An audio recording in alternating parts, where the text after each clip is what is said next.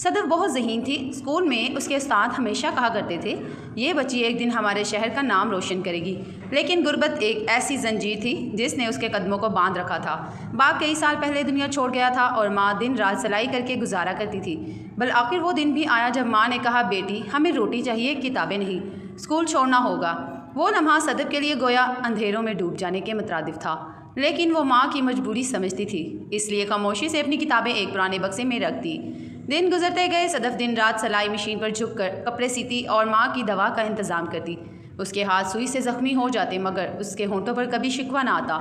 वो बस अपने ख्वाबों को दिल में छुपा कर मुस्कुराती रहती। मोहल्ले के बच्चे अक्सर उसके कमरे में आते। वो उन्हें कहानियाँ सुनाती, नज़में पढ़ कर सुनाती और कभी कभी उन्हें लिखना पढ़ना भी सिखाती। बच्चे खुशी से कह उठते, सदफ बाजी आप हमारी सबसे अच्छी टीचर हैं। ये सुनकर सदफ की आंखें नम हो जाती। वो सोचती, शायद खुदा ने मेरे ख्वाब पूरा करने के लिए दूसरा रास्ता दिया है, मगर ये ख्वाब मेरा अपना क्यों अधूरा रह गया। वक्त गुजरता गया। गुर्बत और बीमारी ने उसकी माँ को बिस्तर तक महदूद कर दिया। सदफ ने अपनी सारी जवानी एक कमरे में सिलाई करते और माँ की तीमारदारी करते गुजार दी।